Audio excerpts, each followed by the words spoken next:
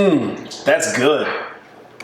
Today we are going to be talking about strike because after all, strike is king.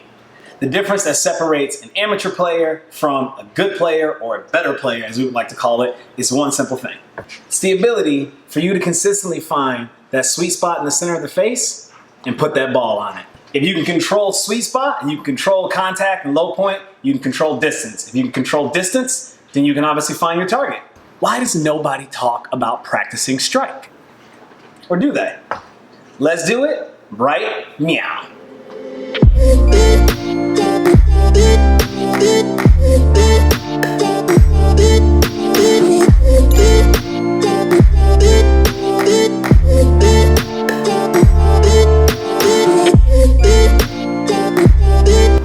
Thank you for tuning in to my YouTube channel. My name is Kenny. Some of you may know me as Kenny Cat. I am a competitive amateur golfer, and this is my journey on what it takes to become a more fierce competitive golfer. If this is your first time checking me out, thank you very much for stopping by. I do appreciate the time that you've dedicated today to watch this video. If you happen to like this content, give me a thumbs up, and if you want to see more, please subscribe. I do upload videos on a weekly basis. If you are a returning subscriber, thanks for coming back to the channel, and hello again. This book here is called The Practice Manual. It's written by Adam Young. He is a phenomenal golf instructor and a pretty damn good author, if I must say so. If you don't have a copy of this book, I highly recommend that you buy it. It is one of the best golf practice books I've ever read, and I do read a lot of golf books. I'll put the link in the description below to where you can get it on Amazon or whatever have you. Basically, Adam's philosophy in this really thick, meaty book is when you're practicing things, you should be testing what you're practicing and isolating your weaknesses. It's kind of a novel idea. If you go to a gym trainer or an instructor, you want to get stronger biceps or you want to lose weight, they're going to isolate what your specific goal is, and they're going to give you a plan of attack to do exactly that.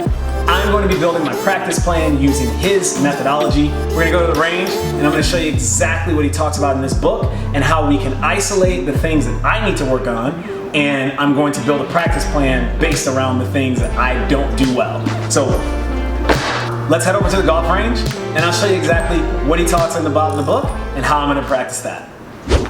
All right, now we're down here at the golf range. I'm going to show you one little thing that we're going to need to have in our bag, and it's this. A little bit of Dr. Scholl's foot spray. There we go. A little Dr. Scholl's foot spray. We're going to be using this to put on the club face so we can see where we're striking the ball at. But this test is actually going to be a little bit more different than just looking at where we're striking the face. Let me show you exactly what we're going to do. Now, I've actually done this strike plan or strike test before, and it looks a little something like this. I don't know if you can see that, but it doesn't matter. We'll show it in there. So basically, what we're going to be doing is we're going to be testing 3 different things with the strike. So we're going to be testing the low point, which is where we strike the ball relative to the ground. So if we strike the ground after the ball, before the ball, fat shots, thin shots, that's the first thing you're going to be testing. Second thing we're going to be testing, obviously, is the strike. So where on the face we're going to be hitting that ball. So is it going to be in the middle of the ball, or the middle of the club face, toe, heel, and we're going to be basically writing that in the book. And then the third thing we're going to be testing is direction.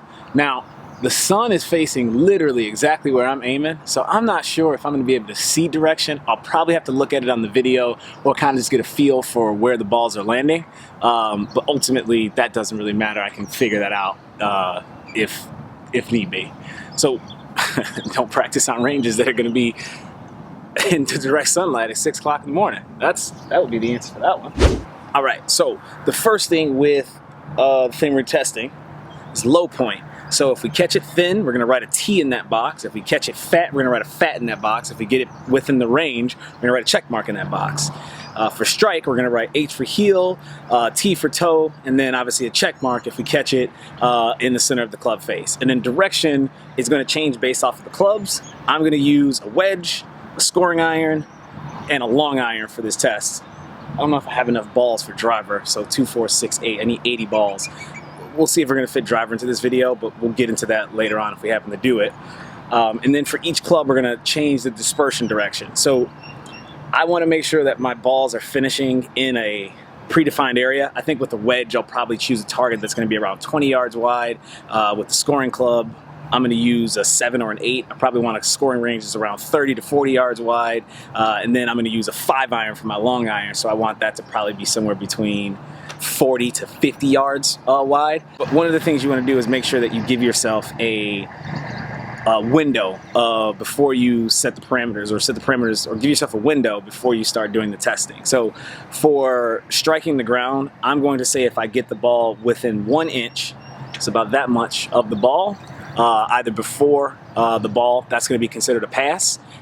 Strike if I can get it within a quarter size window on the face. So if I can get the strike within, these are some dirty clubs. If I can get the strike within a quarter size window of the face, I'm going to consider that a go. And then obviously for the distances of my shots based off of each club. So I'm going to get warmed up and I'm going to get this process started. Just a few quick things to note. As we're going through this process, we're not going to really be focusing on anything other than trying to hit our target. The goal here is to try to better understand what our patterns are, not necessarily focus on, if you hit a thin shot, then think about, oh, don't thin it, or try to focus on not thinning it. Just hit a normal shot, and I'm going to try to really focus on hitting my target. I'm going to go through my entire pre-shot routine. So let's get this process started. I'm going to be a little quiet as I go through this routine because I really want to focus.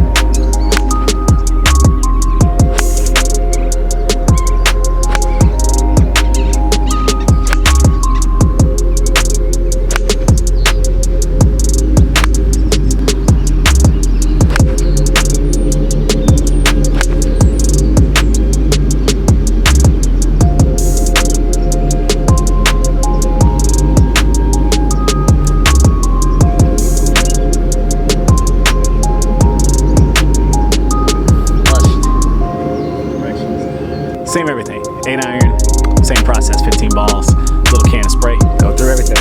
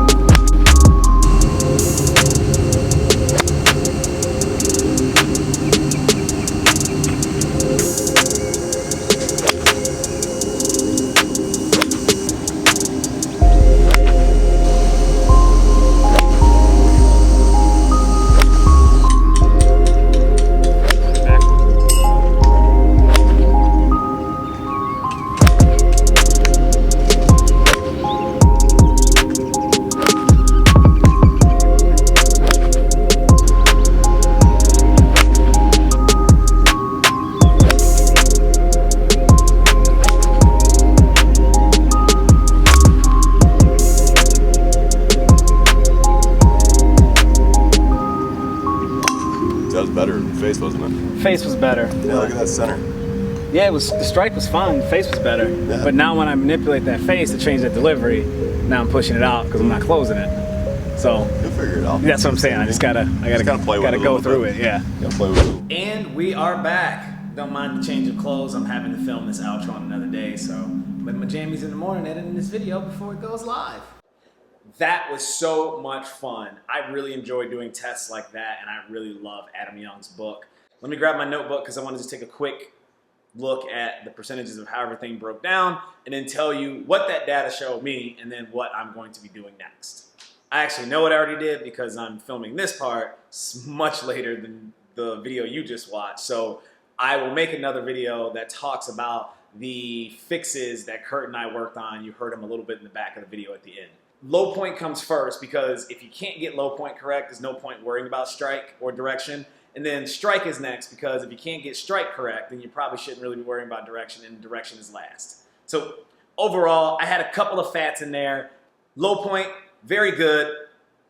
80% of the shots were hit very well, able to find the ball before the ground, and even the ones that were hit fat, excluding one or two, would have still been decent gaming shots if I were on a golf course. Pass on low point.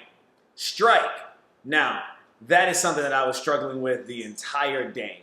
I kept hitting it out the toe, and I just, for the life of me, could not understand why. When I get a good strike, that's what I mean by a good strike. It's like a quarter size in the center of the face. So when I was hitting out of the toe, I wasn't hitting out over here. I was hitting out just slightly right of the center, right of my strike. So I was hitting out of this area almost consistently. That's what I meant when I was hitting out of the toe. I think only one of those shots were out of the heel. I worked with Kurt on addressing why those toe strikes were happening. There was something that was going on in my setup and also the way I was moving my body. We will talk about that in another video. Overall, love this test. It's a great book. I recommend you buy it. I'm gonna put a link in the description below. That's all I've got for you guys. Thank you very much for watching my video. Deuces, people. Let's keep it moving.